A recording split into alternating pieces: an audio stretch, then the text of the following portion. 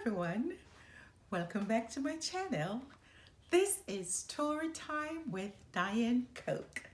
Today's story is Disney's The Little Mermaid.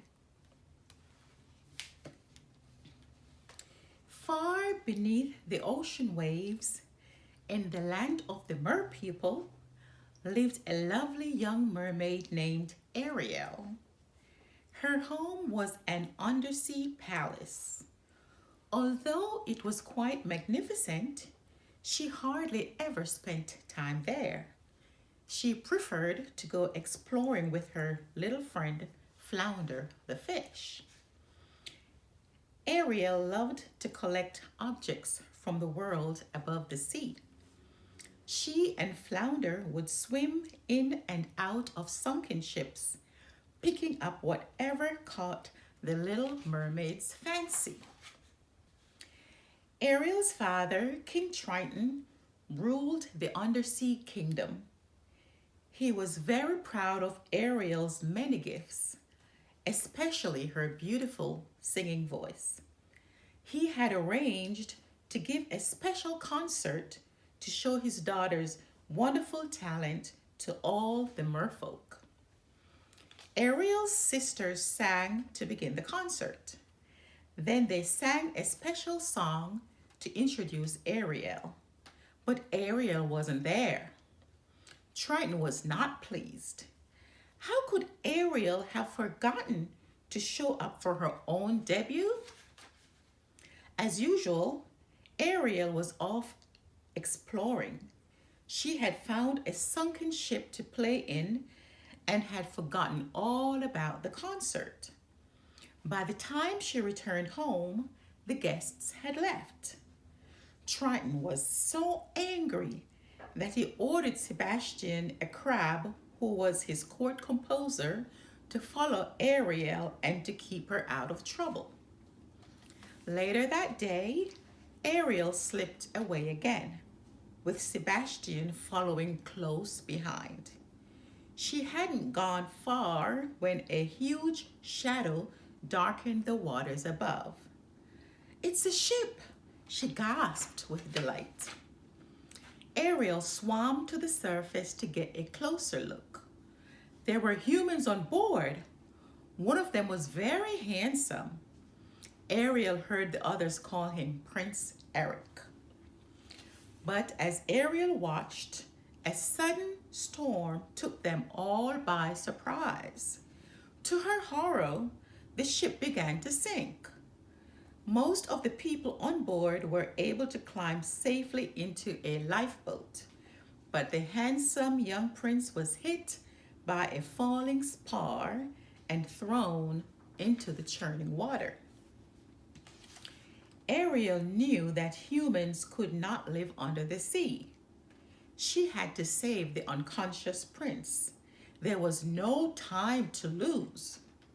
She darted through the waves to the prince as her friend Scuttle watched anxiously. Using all her strength, Ariel dragged the young prince to shore. Scuttle was waiting for them. The silly bird put his ear close to Eric's boot. "Sorry, Ariel, I can't make out a heartbeat," said Scuttle. Ariel placed her head on the prince's chest. "Oh, he is breathing, Scuttle," she cried. She was so happy that she began to sing to the prince. At the sound of Ariel's lovely voice, Eric's eyelids began to flutter. "He's going to be all right," Ariel said gratefully.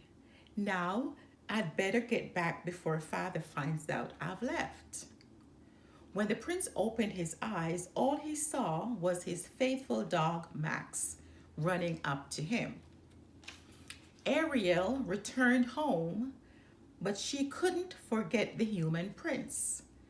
As she sat thinking about him, two evil eels named Flotsam and Jetsam watched her with their cunning eyes. "Come with us," they coaxed sweetly. We know someone who can help you. Ariel followed the slippery eels. Before she knew it, she was inside the deep, dark cave of Ursula, the sea witch. Ursula knew how much Ariel missed Eric. She told the young mermaid that she could help her visit him for a price. I will make you human so you can visit your young man, Ursula said. But you must get him to fall in love and kiss you before the sun sets on the third day. If you fail, you will turn back into a mermaid and return to the sea as my slave. Then Ursula laughed wickedly. Oh, and one other thing. You must leave your voice with me. Poor Ariel. She would have done anything to see the young prince again. So she signed the agreement. Then the evil witch locked Ariel's beautiful voice inside a magic seashell that she wore around her neck. Flounder and Sebastian watched in amazement as Ursula's magic powers changed Ariel into a human girl. Suddenly, Ariel could no longer live underwater. Luckily, her two friends rushed her up to the surface so she could breathe. Ursula cackled with glee. She intended to make sure Ariel did not get her kiss. Once Ariel was safe on the beach, Scuttle said, "There's something different about you, Ariel. I just can't put my foot on it." Ariel showed him her two legs. She wanted to tell Scuttle about what had happened to her. But since Ursula had taken her voice, Sebastian had to explain. When Ariel tried to stand, she found that balancing on her new legs was harder than it looked. "You can do it," said Scuttle. "Just watch me." Sebastian shook his head in disbelief. How am I going to tell the king about this? He wondered. Meanwhile, Eric had not forgotten about the girl who had saved his life. Although he hadn't seen her, he had fallen in love with her beautiful voice. Eric would have given his entire kingdom to find her. Then, as he was walking with Max, he saw Ariel on the beach. "Have we met before?" Eric asked, his heart skipping a beat. But his hopes were soon dashed when he found that Ariel could not speak. She can't be the one, he thought. Still, the prince felt sorry for Ariel, so he brought her to his castle. His servants fed her and gave her pretty clothes to wear. The next day, the prince took Ariel for a coach ride through his kingdom. "She's so lovely," Eric said to himself. "If only she were the girl I've been searching for."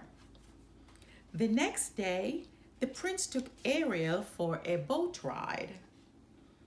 "There isn't much time," thought Ariel. "If he doesn't kiss me soon, I will become Ursula's slave." Although Ariel didn't know it, the prince was falling in love and was just about to kiss her. But Flotsam and Jetsam had been watching them.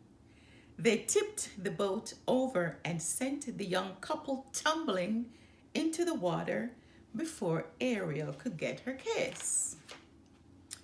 Ursula had been watching the couple in her magic bubble.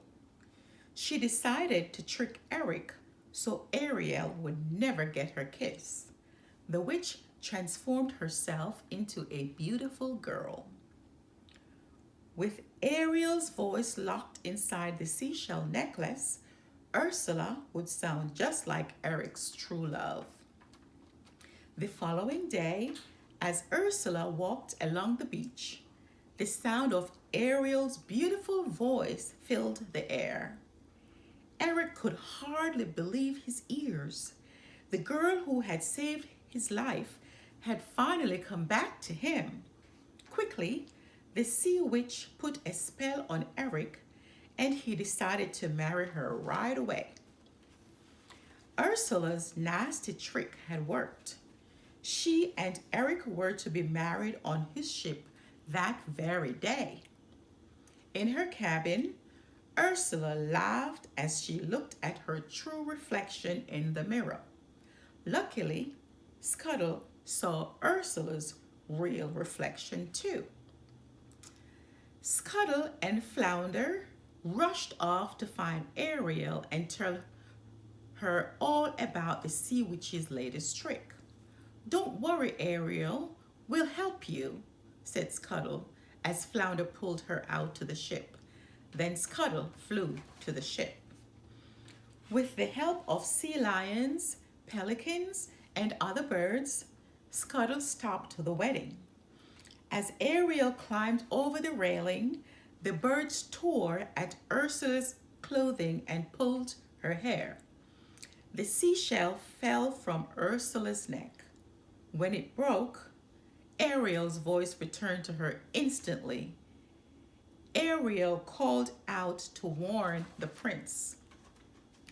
Then Eric knew he had been tricked, but time had run out. The sun had started to set, and Ariel was already turning back into a mermaid. "You belong to me now," gloated Ursula, who had turned back into her mean, ugly self. She grabbed Ariel and slithered into the sea. But Eric was not about to let Ariel slip away this time.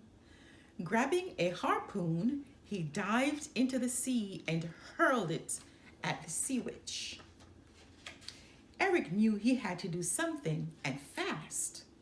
Climbing aboard a ship that Ursula's angry thrashing had raised from the bottom of the sea, he grabbed the wheel. He aimed the ship's prow at Ursula and sailed full speed ahead. As the boat struck the witch, she let out a terrible scream. Then she was gone. Everyone was glad the sea witch was gone, but Ariel was still unhappy. Even Triton could see that his daughter was truly in love. So, using his magic powers, he granted Ariel her dearest wish. He made her human again. Triton watched as Eric and Ariel walked back to the castle. "I'm going to miss her," King Triton said to Sebastian, "but I know they'll be happy."